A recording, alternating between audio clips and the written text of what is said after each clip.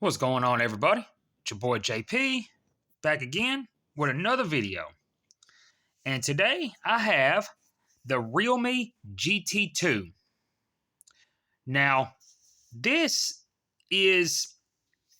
was announced and released at the same time as the Snapdragon 8 Gen 1 powered Realme GT Pro.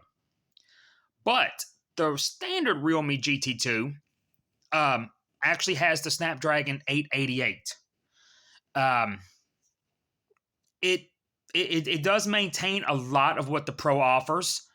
The sensors, for the most part, on the back are of the same megapixel count, but the sensors found on the Pro are newer and of higher quality, despite the megapixels matching for the most part. But they do come also in the same exclusive colorways, which includes this paper white finish here.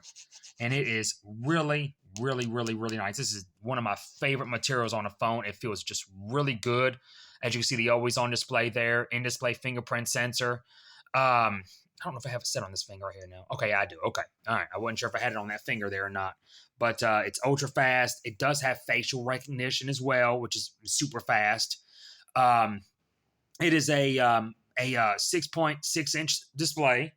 The Pro also is the Pro is actually a 6.7-inch curved display. This is a flat 6.6-inch. It does have a 120 hertz refresh rate. It is a E4 AMOLED screen Samsung, so it does have a very, very small punch hole. And it is, of course, Full HD plus 1080. This one has 8 gigs of RAM, 128 gigs internal, no expandable memory, no headphone jack, but there's a look around the phone there. Kind of, give you an idea of everything there. There's your power button there. It is aluminum on the sides, and it is, I think, Gorilla Glass 5 on the front. I'm pretty sure it's not Victus. I could be wrong, though. But this is the Chinese variant. It's not global. This is slated to hit India very soon, which would be the global model, if I'm not mistaken. This has been out now for about a month and a half. I've had it myself for about 3 weeks, maybe more, maybe 4 weeks. The 5G, it's kind of weird. I'm noticing that fewer of these phones are working on AT&T 5G as they were before. They were getting really good, and this and the Xiaomi 12 aren't getting 5G on AT&T. That Chinese Motorola phone that I had around the same time that I did an overview on, the Moto Edge X30. That 5G on that did work on AT&T. And the only thing that I can really pinpoint it to is the fact it has something to do with Android 12. It's got to be. This and the Xiaomi 12 had Android 12. They did actually list ban N5, which is AT&T's 5G NR frequency. It did actually list that. I had a lot of phones that didn't list it, and it worked. And this phone actually, as well as the Xiaomi 12, they list it, but it doesn't work. Now, they do get 5G on T-Mobile, and I'm starting to notice that these get better service on T-Mobile now, and it used to be the other way around. Of course, these are starting to also get kicked off of AT&T with their switch to with them decommissioning 2G and 3G. A longtime viewer of mine in one of my last videos actually said that I needed to start going back and telling people if VoLTE works, and I never meant to stop doing that. But he has a very good point. It's the problem is all of these phones are compatible with VoLTE.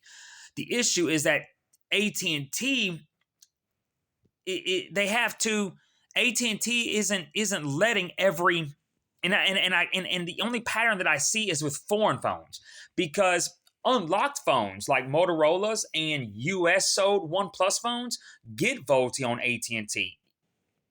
But like your foreign OnePluses, not necessarily your Chinese ones, but your ones from the UK, as well as your Chinese and global Xiaomi's, Realme's, etc., and Motorola's for that matter, VoLTE does not work. Because your Motorola's from Europe or the UK, they do get VoLTE, but not your OnePluses from the same area. But your Chinese Motorola's do not. As confusing as that is. So this phone does not get VoLTE on AT&T. It also doesn't get VoLTE on T-Mobile, but I think that has to do with my area, if I'm not mistaken, because I have had these phones before in other areas that I have traveled get VoLTE on T-Mobile.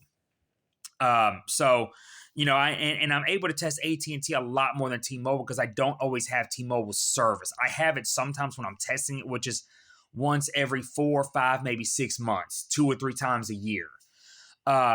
So don't hold me to anything with T-Mobile, but I can tell you I tried this on T-Mobile and 5G worked amazingly. I mean, it was faster than I've ever had these phones on AT&T go. So, you know, remember, you know, that part you can take me on, but again, that still depended on your area too, though, because different areas also feature different T-Mobile frequencies as well as AT&T. But as far as VoLTE, it does not work on AT&T. It may work on T-Mobile in your area. But other than that, yeah, it just, you know, it's the global variant may be different. Right now, as far as this and the Xiaomi 12 goes, it seems to just be a Chinese Android 12 thing. That's the only two things. That's the only two things alike that I can pinpoint it on. So I'm not even sure if that's it. I'm just guessing at this point. But getting back to the phone right quick here, we do have the super dark charger there. I think it's 68 watt, I think, or 67 watt. You do have your USB-A to USB Type-C cable there. Very high quality, by the way. I always liked their quality. But there it is, the GT2.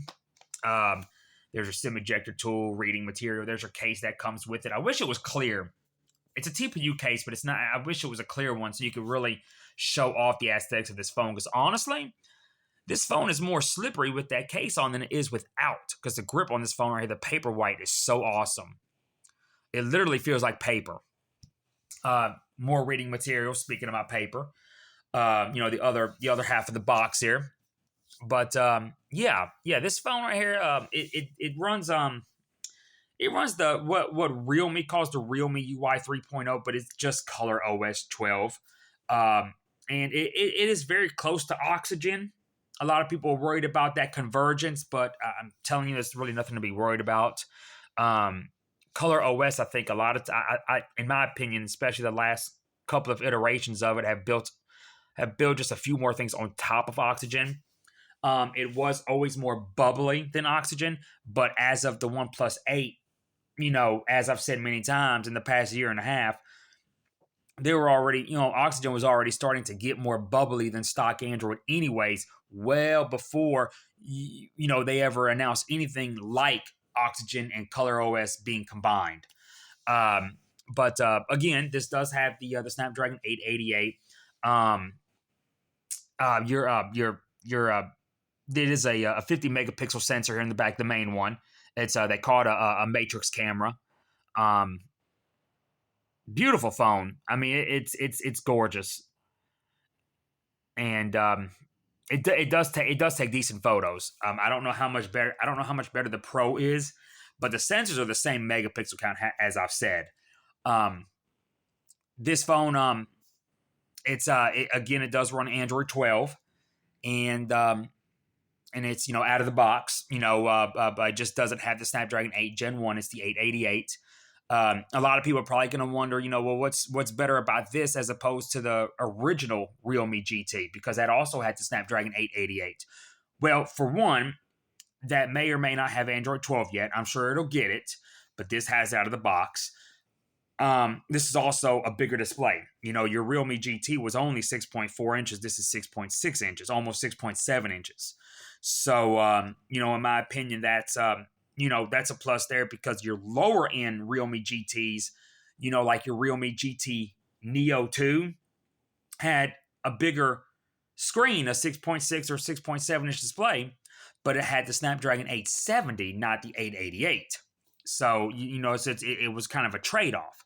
The regular Realme GT also had an E3 AMOLED panel, not the E4 like all of its competition had. This has the E4.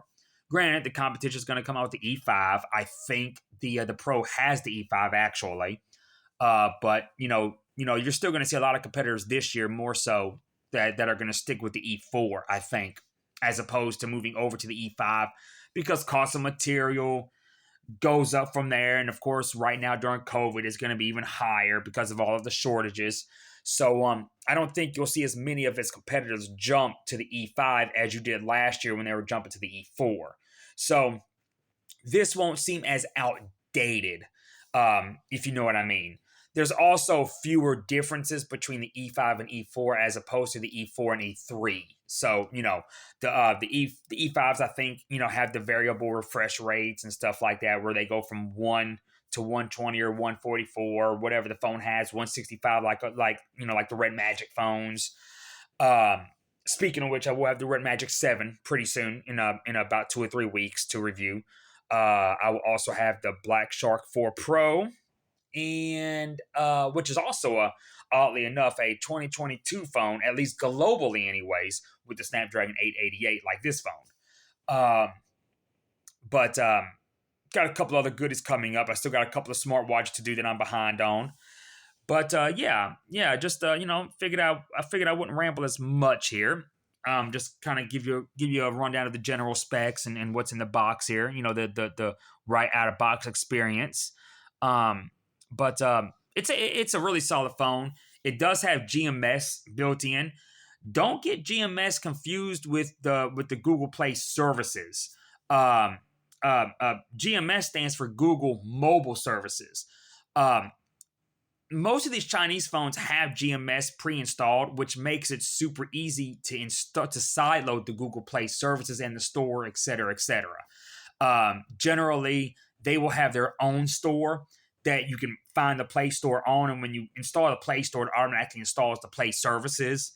But when these phones have GMS installed, you just have to go into the settings and enable it, and it makes it super easy. It's not difficult like your Huawei phones are because they do not have GMS built in.